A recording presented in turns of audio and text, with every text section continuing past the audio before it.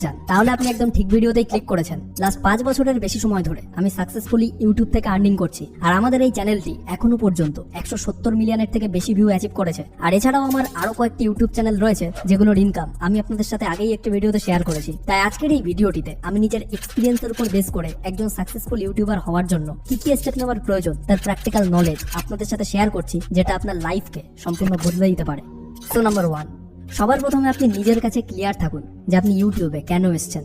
Just part time নিজের লাককে try করার জন্য, যে একবার ট্রাই করে দেখি যদি হয়ে যায় তাহলে কন্টিনিউ করব, আর না হলে অন্য অপশন। নাকি আপনি ইউটিউবকে আপনার ফুল টাইম ক্যারিয়ার হিসেবে নিতে চাইছেন? আপনি কি ইউটিউবের জন্য আপনার লাইফের নেক্সট কিছু বছর স্যাক্রিফাইস করতে রাজি আছেন? লাইক নেক্সট 1 থেকে 2 বছর আপনি কি শুধু ইউটিউব ক্যারিয়ার গ্রোথের জন্যই কাজ করতে পারবেন? তো আজকের এই ভিডিওটি দেখার পর বাংলার ঘরে ঘরে প্রচুর ইউটিউবার তৈরি হতে চলেছে। তাই একটাও পয়েন্টকে স্কিপ না করে সম্পূর্ণ ফোকাসের সঙ্গে ভিডিওটাকে দেখুন, আর পারলে একটা খাতা পেন নিয়ে বসুন অ্যান্ড এই পয়েন্টগুলিকে অবশ্যই নোট করে রাখুন। Number 2, take the most important decision. আপনার ইউটিউব চ্যানেল শুরু করার আগে প্রথমে আপনার ব্রেন থেকে এই ভাবনাটি সম্পূর্ণ বের করে দিন যে বাকি ক্রিয়েটাররা কি করছে, কারা কারা কম্পিটিশনে আছে, কে বড় ক্রিয়েটার, কে ছোট ক্রিয়েটার, তারাই বা কি করছে। আপনার এটা দেখার একেবারেই দরকার নেই যে এই টপিকে বেশি ভিউ আসে তো আমি এই টপিকেই কাজ করব, ওখানে বেশি পয়সা তাই আমি ওই ক্যাটাগরির ভিডিও বানাবো, এই ক্যাটাগরিতে ওর বেশি ভিউ আসে তাই আমারও বেশি ভিউ আসবে, অন্য ক্যাটাগরিতে ওর ভিউ আসে না তাই আমারও ভিউ আসবে না। এই ভাবনাগুলো বন্ধ করুন। আপনার ব্রেনে যত ক্রিয়েটারের ছবি আছে সবাইকে কিছু সময়ের জন্য নিজের ব্রেন থেকে একেবারে মুছে ফেলার চেষ্টা করুন। দেন এটা ভেবেই নিজের চ্যানেলের ক্যাটাগরি চুজ করুন যে ক্যাটাগরিতে আপনি সব থেকে সেরা। হয়তো সেই পার্টিকুলার ক্যাটাগরিতে বাকি ক্রিয়েটারদের তেমন ভিউ আসে না, কিন্তু যদি কোনো পার্টিকুলার ক্যাটাগরিতে আপনি টায়ার্ড ফিল না করে প্রত্যেকদিন 12 থেকে 15 ঘন্টা কাজ করতে পারেন, যে ক্যাটাগরিতে আপনার কাজটাকে কাজ বলেই মনে হবে না, অর্থাৎ যে ক্যাটাগরিতে কাজ করতে আপনি বাস্তবেই এনজয় করবেন, যে ক্যাটাগরিতে কন্টেন্ট খুঁজে নিয়ে আসার জন্য কিংবা ক্রিয়েটিভিটি শো করার জন্য আপনার অন্য কারোর উপর ডিপেন্ডেন্ট হতে হবে না, সেই ক্যাটাগরিতে নিজের চ্যানেল স্টার্ট করুন। অর্থাৎ অবশ্যই নিজের ইন্টারেস্ট অনুযায়ী নিড সিলেক্ট করুন। আর যদি এটা আপনি সঠিকভাবে করতে পারেন তাহলে আপনার লাইফ একেবারে সেট। আর যদি এখানে আপনি মিস্টেক করে ফেলেন তাহলে আপনার প্রচুর টাইম ওয়েস্ট হবে, আর তারপরে গিয়েও আপনাকে আফসোস করতে হতে পারে। আর যদি অনেক ভাবনা চিন্তার পরেও ক্যাটাগরি চুজ করতে আপনার প্রবলেম হচ্ছে, তাহলে এই টপিকে অলরেডি আমি একটা ডিটেল ভিডিও বানিয়েছি, যেটা আপনি উপরের আই বাটন কিংবা ডিসক্রিপশন বক্সে দেওয়া লিঙ্ক থেকে দেখতে পারেন। সো একটা পারফেক্ট ক্যাটাগরি চুজ করে নিলেই আপনার ইউটিউব জার্নির প্রথম step complete. Number 3, make a time frame and work hard.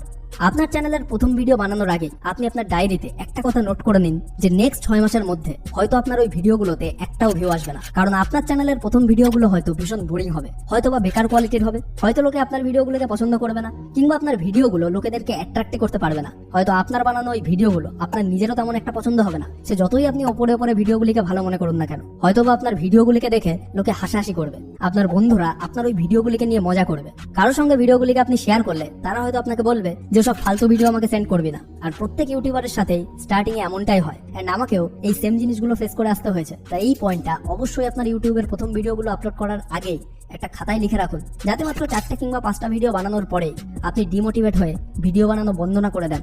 So channel শুরু করার আগে এই কথাগুলো ভালো করে নিজের মাইন্ডে ঢুকিয়ে নিন এবং এই সমস্ত সিচুয়েশনকে ফেস করার জন্য আগে থেকেই রেডি হয়ে যান। আর আপনি নিজের কাছেই প্রমিস করুন যে সিচুয়েশনে যাই হয়ে যাক না কেন, নেক্সট 6 মাস যদি আমার কোনো ভিডিওতে একটাও ভিউ না আসে, তাও আমি ওই 6 মাস কনসিস্টেন্সির সাথে বেস্ট কোয়ালিটির ভিডিও বানাতে থাকবো। আর এই টাইম ফ্রেমের মধ্যে আপনি ভিউ, সাবস্ক্রাইবার, অডিয়েন্স, নেম, ফেম, মানি সবকিছু নিজের মাথা থেকে একেবারে বাইরে রাখবেন। তাহলে আমি আপনাকে গ্যারান্টি দিচ্ছি যে পরবর্তী 6 মাসের মধ্যে আপনার ভিডিওগুলির ওপর অটোমেটিকলি ভিউ আসতে শুরু হবে। তা সে আপনার চ্যানেলের ক্যাটাগরি যাই হোক না কেন, কিন্তু এই 6 মাস কোনো রকম এক্সপেকটেশন ছাড়াই আপনাকে সম্পূর্ণ কনসিস্টেন্সির সাথে হার্ডওয়ার্ক করতেই হবে।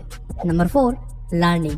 ইউটিউবে নিজের ক্যারিয়ার বানাতে হলে আপনাকে প্রত্যেকদিন নতুন কিছু শিখতে থাকতে হবে, কারণ আপনি যদি নিজের স্কিলকে, ভিডিওর কোয়ালিটিকে, নিজের নলেজকে ইমপ্রুভ না করেন, তাহলে আজ আপনি একটা ইউটিউব চ্যানেল গ্রো করে ফেললেও কাল কিন্তু অন্য কেউ আপনাকে বিট করে আপনার জায়গাটা নিয়ে নিতেই পারে। তাই আপনাকে অবশ্যই লার্নিং ওরিয়েন্টেড হতে হবে। আর যদি আপনি আপনার লিমিটেড নলেজের উপর বেস করে ভিডিও বানাতে থাকেন, তাহলে একটা টাইমের পর গিয়ে আপনার ভিডিওগুলো কিন্তু একঘেয়ে লাগতে শুরু করবে। তখন আপনার অডিয়েন্সও আপনার ভিডিওগুলি থেকে বড় হতে থাকবে। আর এই কারণেই প্রচুর চ্যানেল বর্তমানে কিন্তু একেবারে ডেড হয়ে গেছে, যারা এক সময় কোনো একটা ক্যাটাগরিতে টপ চ্যানেল হিসাবে পরিচিত ছিল। তাই সব সময় নতুন কিছু শিখতে থাকুন আর নিজেকে এবং নিজের স্কিলকে ইমপ্রুভ করতে থাকুন।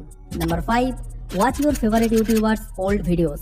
এই টিপসটা শুনতে অনেকের কাছে আজব মনে হলেও এটা আপনার ইউটিউব ক্যারিয়ারকে কিন্তু নেক্সট লেভেলে নিয়ে যেতে পারে। তো আপনি যে ক্যাটাগরিতে আপনার চ্যানেলের নিচ সিলেক্ট করেছেন, সেই ক্যাটাগরিতে অলরেডি টপ পজিশনে থাকা আপনার ফেভারিট ইউটিউবারদের ওল্ডেস্ট ভিডিওস দেখা শুরু করুন, যে তারা যখন স্টার্ট করেছিল তখন তারা কেমন কোয়ালিটির ভিডিও দেখে স্টার্ট করেছিল, আর এখন তাদের ভিডিওর কোয়ালিটি কেমন, কতদিনে তারা কতখানি ইমপ্রুভমেন্ট করতে পেরেছে। আর তাদের চ্যানেলের প্রথম ভিডিও থেকে পরপর প্রথম, দ্বিতীয়, তৃতীয় এমনভাবে ভিডিওগুলি দেখতে থাকলে আপনার ক্লিয়ারলি একটা আইডিয়া হয়ে যাবে যে তারা তাদের ইউটিউব জার্নিতে প্রথম দিকে কি কি মিস্টেক করেছে, কিংবা অন্য লোকেদের জীবনে এমন কি তারা ভ্যালু অ্যাড করেছে যার জন্য তার চ্যানেলটি এত দ্রুত গ্রো করতে পেরেছে। আর এখান থেকেই আপনি ক্লিয়ারলি এটাও বুঝতে পারবেন যে আপনার ইউটিউব জার্নির স্টার্টিং এ আপনার জন্য কোন স্টেপটা নেওয়া ঠিক হবে আর কোন স্টেপগুলো নেওয়া আপনার ইউটিউব জার্নির জন্য একেবারেই ঠিক হবে না।